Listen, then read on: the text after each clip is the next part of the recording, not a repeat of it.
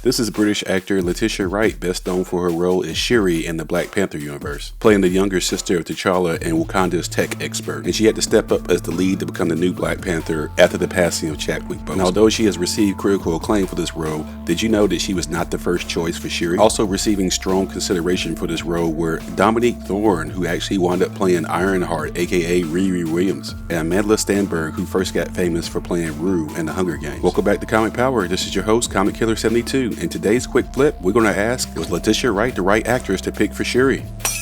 The character of Shuri makes her first appearance in comics in Black Panther Volume 4, Number 2 in 2005. She was created by Hollywood writer Reginald Hudlin when he was writing the series. You've seen the movies and I've already explained what she does, so let's get started. On that short list of actresses that were considered for this role, which is very interesting. This is Dominique Thorne. She was born in New York in 1997 and the daughter of immigrants from Trinidad. She went to a performing arts school in Manhattan and is a graduate of Cornell University. She was receiving real strong consideration for the role of Shuri. Her test screening auditioning for Shuri was leaked on the internet recently when she was 19 years old, where she was trading lines with Chadwick Boseman in person. Here's some of that footage. Old tech. Functional, but old. Oh, people are shooting at me. Wait, guys, let me put on my helmet.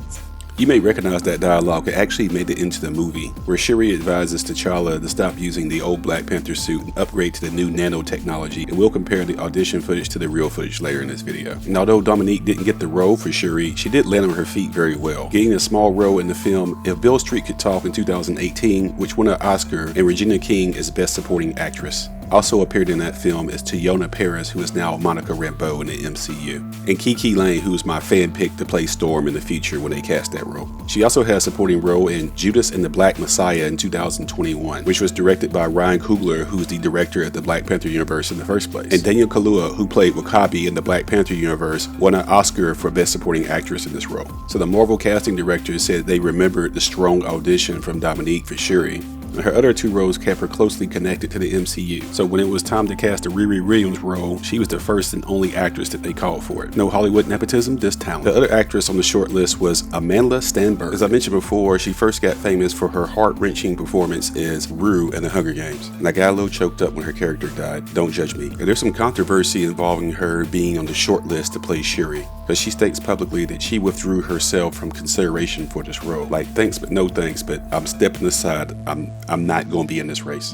And why did she do that? She states it's because of colorism. She stated that she feels as a light-skinned biracial woman that this may not be the right role and it should go to someone else. Being this is the story of an African king taking place in Africa, and all the main cast are much darker than she is, would she stand out like a sore thumb? It's a very controversial subject that we're not going to get too much into in this video. And don't feel sorry for Amanda like she was pressured into something. Her career turned out fine. She played the lead in teen-centric drama movies such as Everything, and The Hate U Give. And she's also the co-creator and the co-writer of a line of comic books about a black elf named Niobe, which has received critical acclaim and rumors that may be optioned by HBO. Amanda will be fine, so don't cry for her, Argentina. Now, of course, the role actually went to Letitia Wright. She was born in the South American country of Guyana in 1993, and her family moved to England when she was 8 years old. Her breakout as an actress was in 2015 in a British movie called Urban Hymn, that you probably never heard of, but she received critical acclaim for this, and put her on the map for consideration for Shuri by the casting agents at Black Panther. Here's Letitia's story from her own mouth. The audition process for Black Panther was super simple at the beginning. It was just sending tapes of myself doing some like mock scenes. A month later, I was told they needed me in Los Angeles, and Chadwick came in. It was like I found my lost big brother that I had never had before. I just kind of fell in love with Chadwick Boseman as my big brother, yeah. Not a bad chap to fall in love with. I went back home to London and I was leaving my house and my agent texted me, as he does. And he's just like, call me when you can. And I was like, okay, God, this is about Black Panther. And he's like, you booked the role of Shuri in Black Panther. And I screamed, I was at the bus stop. Don't you just love her British accent? It's so awesome. She used the word chap. In English slang, it would be the version of saying that guy. So saying that chap means the same thing. Letitia's story is accurate. She just didn't state how much time lapsed between her audition tapes, appearing in person, and actually getting the role. It was probably some considerable time. At the end of the day, she won the role. She's Shuri, and you couldn't imagine anyone else playing this role now, could you? As promised, we're going to compare some of the audition footage of Dominique versus the actual footage from Black Panther with Letitia, involving the suit upgrade scene. Here it goes. Old tech.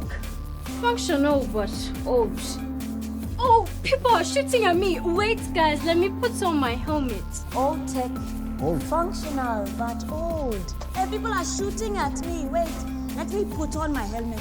Interesting, right? So there you have it for you to compare. Who you think did this scene better? Dominique's audition or Letitia's real actual footage? Let me state in this video that I'm not trying to undercut Letitia Wright. I think she's an outstanding actress, and it turned out she was perfect for Shuri. As I've stated before, Dominique landed nicely as her role as Riri Williams, who at the time I make this video has her own Disney Plus web series in development called Ironheart. And Amanda's career is going extremely well too. I consider this a good curiosity video to show you behind the scenes about how things work in terms of casting and all the details, everything they go through. They try to get this right, and just about every time Marvel does get it right in their casting, so you have to give them a round of applause. I wonder if Dominique's height was a factor in the decision. She's listed at 5'3", but she looks a whole lot shorter than that. Letitia Wright is listed at 5'5", and she looks way taller than Dominique, so she's probably more like 5'1" than she is 5'3". And Marvel may have already been thinking long range if they upgraded Shuri to Black Panther, she may be too short to pull it off. But that's just me speculating. And Amanda is listed at 5'3", and I think that's correct. So congratulations to all three of these actresses who've had tremendous careers and are still growing. The failure or success of Wakanda Forever was on the shoulders of Letitia Wright, and she pulled it off. She did a fantastic job honoring Chad. In saying that, I wanted to point out that Chad is wearing a Stand Up to Cancer t-shirt in the auditions with Dominique. He had kept his own cancer diagnosis private all that time. So there should be a link on the screen that you can click on to watch another video where I honor Chadwick Boseman. Until next time, this is Comic Killer 72 for Comic Power saying bye-bye.